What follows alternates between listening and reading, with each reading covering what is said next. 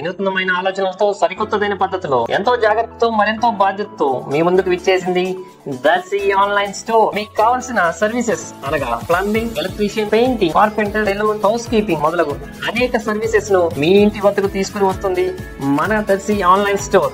మా వెబ్సైట్ నందు మీకు కావాల్సిన సర్వీసెస్ ను ముందు రోజే బుక్ చేసుకుని అపాయింట్మెంట్ తీసుకోగలరు. క్రెడిట్ కార్డ్ లేదా డెబిట్ కార్డ్ మరియు యూపీఐ పేమెంట్ సౌకర్యం కలదు. ప్రతి సర్వీసెస్ పైన గ్యారంటీ, గిఫ్ట్ వోచర్స్.